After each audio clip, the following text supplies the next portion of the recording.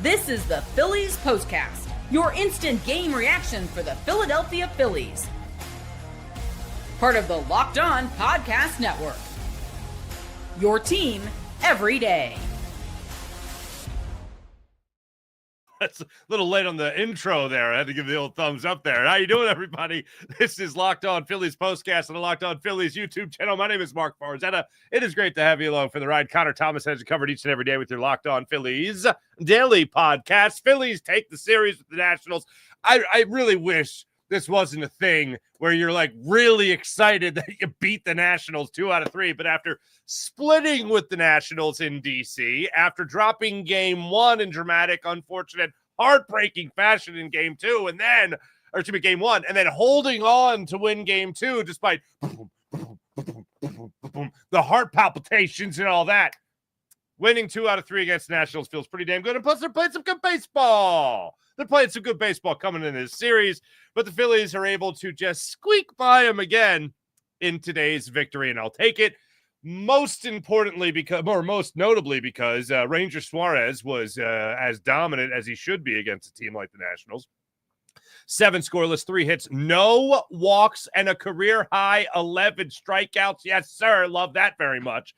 And then you also factor in the idea of a guy like Rafael Marchan driving in all 3 of your runs. What? Yeah. And then the New York Metropolitans. Earlier today, they were leading the Atlanta Braves there 2-0. And then the Braves came back to tie it at 2. And then the Braves went up 4-2. And then the Braves were just barely ahead 4-3. In their 9th inning, Juan Soto delivered an RBI single, I believe it was, to make it a 1-run ball game with 2 outs. And the Braves closed the door. Braves got the win. Phillies now up 7 games in the division before going to New York to visit the New York Mets starting tomorrow night at 7:15. Let's get it going right now. Let's just get in the buses, drive up 95, get up there, and then just play the series right now because I don't want this baseball to stop. Once again, welcome in, everybody. Make sure you guys like and subscribe and all that type stuff. So much to get into today regarding today's game, including none other than... This is the Locked On Player of the Game. This is brought to you by and it's Ranger Suarez. Now, as I mentioned, Rafael Marchan was also incredible, driving in all 3 runs. But we're going to salute somebody special during the turning point, and it ain't going to be what you're thinking. It's going to be somebody that's a little bit under the radar today simply because he did his job, and then he got out of there. He was like a ninja. Smoke bomb, disappeared. Didn't even know he was in there. But first and foremost, Ranger Suarez. Now, I've mentioned numbers like this before when it comes to Ranger Suarez, and I get to mention numbers like this again when it comes to Ranger Suarez. And this was after his last start, and this was against the Seattle Mariners, if you remember this one. It was a 10 strikeout performance. And again, I rattled these off the other day. 0-2, 1-2, 1-2, 0-2, 1-2, 2-2, 2-2, 2-2, 1-2, 3-2. Those were his 10 strikeouts. That was the count when he was just blowing batters away left and right. He was up in every count almost, and he was making guys swing at pitches outside the zone. He was being deceptive is what he was being. So then get into today's game, and what do you see again from Ranger Suarez? But he didn't just have 10 strikeouts. What? Come on, was he lazy? He had 11 strikeouts today again for that career high. And one of the things I loved about it again tonight, listen to this. 2-2, 3-2, 0-2, 3-2, 0-2, 1-2, 1-2, 2-2, 2-2, 3-2, 1-2. Again, ahead of counts all afternoon long by Ranger Suarez. Got it, the fastball, slider, cutter, changeup, curveball, fastball, sinker, fastball again, slider, and 4 of these 11 strikeouts got him looking. Normally that'd be a brag, except for home plate umpire Junior Valentine. He's terrible. He was god awful. Oh my goodness gracious. Jose Alvarado really had trouble finding the strike zone. But sometimes he found it, barely, but he found it. But home plate umpire Junior Valentine, I don't know. He wasn't great. All night he wasn't great. Originally a pitch 3 inches below the strike zone was called a strike. Then it wasn't. Then it was again. Then it wasn't again. He was awful today, and that went for both sides. That went for Irving. That went for Ranger Suarez. That went for Jose Alvarado. That went for a bunch of guys that pitched tonight, obviously. But number one, Ranger Suarez was simply fantastic. And like you want to talk about a situation where he pitched out of a jam. Yeah, no, not really. He was great. He was great all night long. As for time to reveal where the game was won or lost. It's the turning point. Now, the turning point has to do with another pitcher. Now, I could obviously go with Rafael Marchan's 2-run double there in the second inning, got the first 2 runs of the game there for the Phillies, but I'm not. I could go with his bases-loaded walk that he fouled off some pitches, right? 3-2 pitch, he works the walk, runner comes home on the bases-loaded walk. Oh, the third run of the ball game, scores in the third RBI for Rafael Marchan. But no, I'm not going to go there as a turning point. I'm going to go all the way to the 8th inning, because in the 8th inning, the aforementioned Jose Alvarado, back from suspension, he allows a leadoff single on a first pitch to House. That goes into right field there. He crushed. I mean, he barreled it to right field. So then he's got to face Hassel. He walks Hassel on 4 pitches. Then he faces Young. 3-2 count, walks him. Bases are now loaded. When you look at the box score after the game, just to check the number of pitches here for Jose Alvarado, 13 pitches, only 5 of them for strikes. That's no bueno, okay? 2 walks and a base knock, and you're coming in out of the bullpen to start an inning? That's terrible. The turning point, as far as I'm concerned, when you really felt like the Phillies were going to win this ball game, that had to do with Tanner Banks. Now, Tanner Banks came in, picked up his 7th hold of the season, threw just 8 pitches, 5 of his were for strikes, and he was able to get every out of that inning, including a crucial double play ball off Wood for the 4-6-3 double play. Now, the first run of the game for the Nationals scored in that 8th inning, but it could have been a heck of a lot worse. The definition of limiting the damage. Then he gets Abrams to fly out there to Harrison Bader in center field, and that was that for Tanner Banks. So tip of the cap to Tanner Banks. As for what you'll be talking about tomorrow, this is what you'll be talking about. I think you're going to be talking about Ranger Suarez with 21 strikeouts over his last 2 starts. Also, how about this?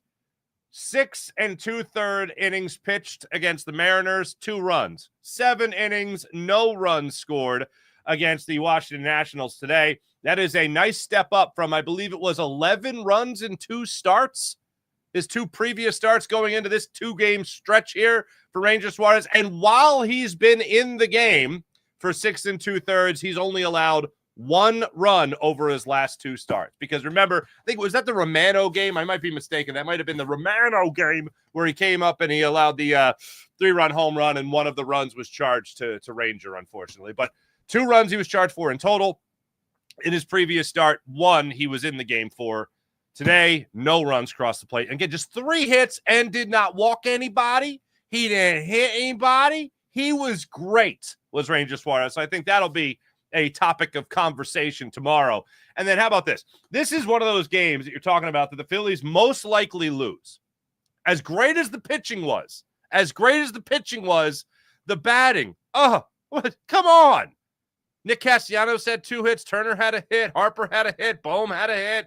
Bader had a hit. Marchand had just 1 hit, and that was the 2-run double that also had the base loaded walk. This is one of those games you lose, sir. You lose if it's not for somebody being an under-the-radar type hero. Tanner Banks was one of them, and Rafael Marchan was the other. Now, maybe JT plays this game. Maybe JT hits a home run and the base load. Maybe it's a grand slam. I don't know. But there are a couple of chances here where the Phillies could have blown it open, really could have taken advantage of some opportunities here, but they didn't. But when a guy comes in at the bottom of the order who barely plays and he has an impact like today, you could certainly look at a guy like Rafael Marchan as the guy as to why you didn't waste 7 scoreless from Ranger Suarez tonight. There was one instance, and it was part of that second inning, and I was waiting for it. Now, if you remember, Edmundo Sosa hit the big 3-run home run yesterday, and that made it a 2-0 game. Then all of a sudden a 5-0 game thanks to Edmundo Sosa's 3-run home run. So I'm waiting in the second inning for something really good to happen after the Phillies get the 2 runs on the 2-run double there by Marchand. You have a 1st and 3rd with 2 outs. Marchand puts the double in the right center field gap on a 1-0 sinker. barrels it, puts it into the right center field corner. 2-run score on it. Then Trey Turner steps up to the plate. He gets the single to shortstop. Marchan is able to go to third on that one. The infield single to shortstop. Marchan takes third. So now, again, you have first and third with 2 outs for the second time in the same inning. Kyle Schwarber steps up. So you got the meat of the order coming up here. You got Schwarber, you got Harper. Kyle Schwarber steps up there, works the count full, works a walk. Now you got bases loaded, 2 outs. Bryce Harper's at the plate. Harper gets now. This is where the first pitch police might show up. Whoop, whoop, whoop, whoop. They show up, and Bryce Harper gets a fastball out over the middle of the plate. I have no issue with him hacking away at this one, and he just missed it. Just missed it. A little opposite field grand slam action. Unfortunately, a little too far off the end of the bat. He ends up flying out to left field to kill that inning. That was the moment I thought the Phillies were going to blow it open. And unfortunately, it was like at contact, when I saw Harper swing, wait and sit on that fastball, and then jump all over it, I went, Oppo Boppo, grand slam. Unfortunately, just shy of the wall. But that was an opportunity the Phillies had to blow that game open in that second inning. Had another opportunity after back-to-back leadoffs or back-to-back singles to lead off the third inning between Bohm and Castellanos. They had first and third, 1 out. Bader worked a walk, bases loaded, 1 out. They go to the bullpen. Stott lines out to right field, and then Marchan gets the bases loaded walk to drive in the third run of the game. Then Turner lines out to right field as well. Now, he saw the first pitch in his bat. That one I might have a little bit more of an issue with, but he's been barreling him up lately as well. So those are some opportunities the Phillies had where they left some ducks on the pond. But, hey, win is a win. I'll take it, especially now that the big series is coming up here against the New York Mets. Phillies up again now. 7 games on the New York Mets in the NL East ahead of this series, this 3-game series in New York. That's in Flushing, New York. Phillies will have the Braves after that, then the Brewers, then the Marlins, then back at Citizens Bank Park for a 4-game series with the New York Metropolitans. All right, I'll be back after this. Make sure you guys like and subscribe to Locked On Phillies YouTube channel. When we come back, we'll take a look at that pitching staff again, and we'll also highlight one more player in this game that deserves a hat tip. Talk about that more when we return to this Locked On Phillies Postcast. Let me tell you about the amazing people at Prize Picks. This episode is brought to you by Prize Picks, the daily fantasy platform that lets you turn your football predictions into real rewards. Preseason, already over now for the Birds. Already wheeling and dealing, as a matter of fact. College football not far behind at all. Whether you got your eye on some big-name quarterbacks or breakout running backs, Prize Picks makes it easy to get in the game. Whether you like Joe Burrow, whether you like Saquon Barkley for someone to take MVP honors or have huge seasons, those are the guys you got to mark on right now. Prize Picks, simple to play, by the way. All you got to do is pick more or less on 2 to 6 player stat projections. And if you get your picks right, you cash in and win up to 2,000 times your money. I love using Prize Picks. It's such a good time. You can download the Prize Picks app today and use promo code LOCKEDONMLB. That's promo code LOCKEDONMLB to get $50 in lineups after you play your first $5 lineup. That's promo code LOCKEDONMLB to get $50 in lineups after you play your first $5 lineup. Prize Picks, run your game. And how about FanDuel? Tuesday is the day I've been telling you about, August 26th. It should be on your calendar. You should be getting notifications. You should have set it already in your notifications on your calendar. Prize Picks officially, FanDuel Futures Day. That's right, August 26th, officially FanDuel Futures Day, a brand new holiday for football fans who live for bold predictions and preseason hunches. For just 24 hours, FanDuel is giving you deals on NFL season predictions. So whether you're calling your MVP, eyeing your long shot division winner, or ready to crown your Super Bowl champion before week 1 even kicks off, this is your moment. Maybe you like Jalen Hurts in the MVP race. Maybe you like Saquon Barkley, whatever it might be. FanDuel has you covered. Visit the FanDuel app today and start planning your futures bets now, because Futures Day, August 26th, also this week known as Tuesday, is one day and one day only. FanDuel, play your game. All right, we're going to take one more look at this. Tanner Banks is the guy I mentioned now. Orion Kerkering comes in. He allows 1 hit. He allows 1 run. Come on, Orion Kerkering. That home run he allowed in the top of the 9th inning. Can't let that happen, bruh. Can't let that happen. Just thank goodness no one was on base for it. as I've told you guys a million times, I'm always concerned about inherited runners when it comes to Orion Kirkring. Got a clean inning. He allowed 1 run. Can't let it happen. But as far as anybody else in this lineup today, when you look at Brandon Marsh, unfortunately for Brandon Marsh, 3 strikeouts today as he goes 0 for 4, batting 179 now over his last week of play.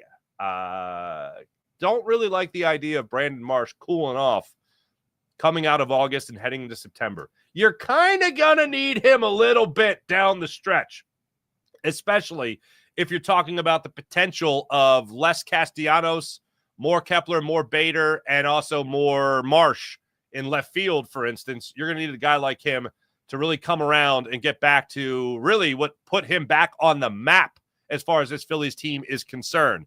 And when you look at Brandon Marsh overall in the season, he goes back down below 260 now on the season at 259. You want to see him start barreling up some baseballs again. And right now, like I said, 176 actually going into today's game. That's over the last week of the season.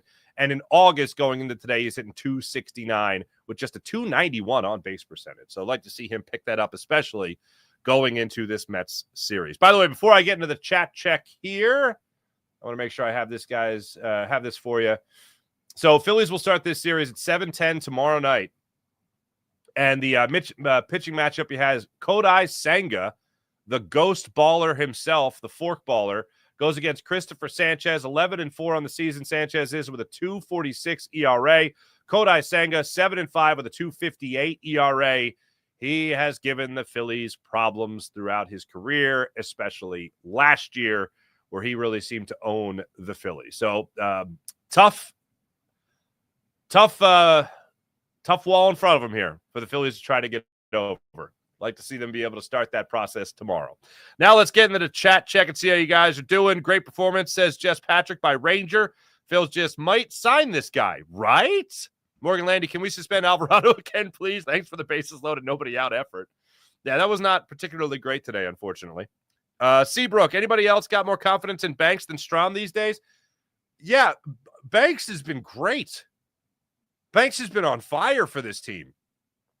It seems like just about every time you put him out there, he makes good pitches, he gets ground balls, he gets guys out, and then today, obviously, bases loaded situation, nobody out, he gets the double play ball. Like, clutch, man. Absolutely 1,000% clutch. So you love to see that for him. Tanner, money in the banks. Joseph Grillo, love it. Jess Patrick, it's not the first time Marchan has carried this team this season. This guy can play baseball. He can win baseball games. Yes, he absolutely can. Ken, if there was ever a time to lose Wheeler, at least. See, this is my point with everyone that just wants to doom the Phillies and say that it's over. Now, I still don't think the Phillies are going to win the series, but that's got nothing to do with their pitching. Phillies have had great pitching in my lifetime, and a lot of our lifetimes. For instance, Cole Hamels, Roy Halladay, Cliff Lee, Roy Oswald, and then Joe Blanton, who's still a good pitcher. It was like a 5th guy in a rotation then. And they didn't win anything that year. So for me, Phillies win a World Series with just Cole Hamels and, Brett Myers and Jamie Moyer and, some other guys that were able to help you out there in that rotation. Joe Blanton was one of them. No disrespect to Joe. But my point is they had one great pitcher. This rotation has Ranger Suarez, Christopher Sanchez, Jesus Luzardo, who is either, Cy Young or, a guy getting, destroyed. But still, he has it in him to be great. And then Aaron Nola is still a question mark. Now, I'm not going to do cartwheels over the idea that he, pitched well in a quality effort there, even better than a quality effort against the Nationals yesterday when you talk about 6 innings and 2 earned runs, 3 runs in total. But I don't mind him being an option for you there either. What worries me and what has always worried me is the offense. The offense just all of a sudden going anemic. That's what concerns me. But yeah, I agree with you that, if there was time to lose Wheeler, oh, look, we have to rely on another Cy Young candidate. Oh, drat. You know what I mean? Bam, man, what's going on? The bats weren't great in this series, but they also had some terrible luck. Neither of them turning it on against the Mets. I'm out for blood this series, guys. I'm out for blood. Okay. You got, like I said, Kodai Senga coming up. By the way, last year, Kodai Senga just faced the Phillies for 2 innings in the postseason. That was 2 innings, 1-run baseball. Gave up a solo home run. That's the way that one went. Yeah, that was a bit of a rough one. Struck out 3 in those 2 innings. As for the rest of the series, though, I'll just preview the series for you guys real quick. So you got the 7:10 start time, by the way. Mets fell to 69 and 61, nice, on the season. All 3 games are at 7:10. You got Senga versus Sanchez, Minaya versus Luzardo, McLean versus Walker. That's the way that goes in the 3-game series in New York. Joel Elvers, hello. I'm so glad we don't face this pesky team anymore this season. Right? The boys have been chasing a lot more lately. Need them to cut that out. I agree with you, Bam Man. Mark K, huge shout out to Banks, too. Great job in the 8th. Absolutely. Frederick Klein, was sweating bullets in the last 2 innings. Nevertheless, a win is a win. Absolutely. Mark C says, hi, Mark. Hi, Mark. Unsung hero, Marchand. Absolutely. Second Rafael Marchan game this year, says Bam Man 100. Absolutely.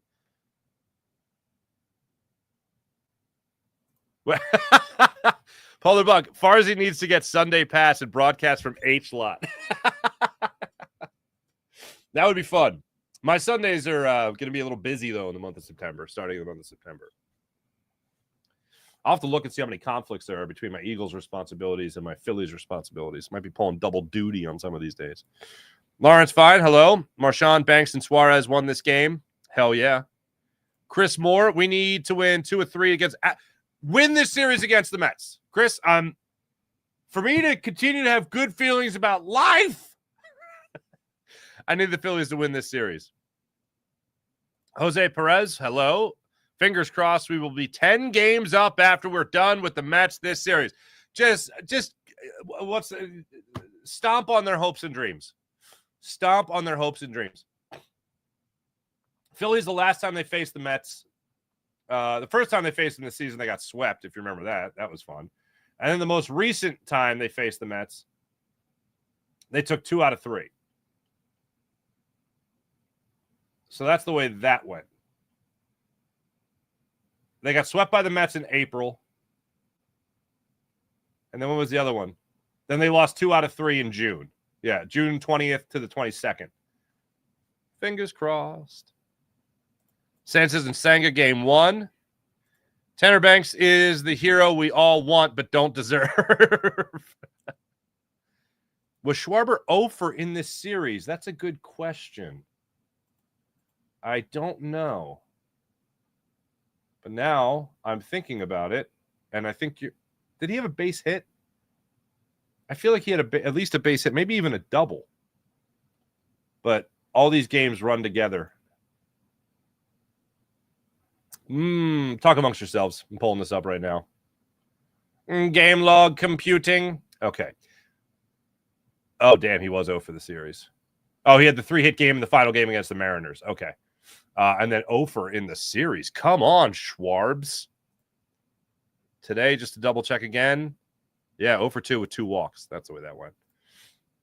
A couple more comments.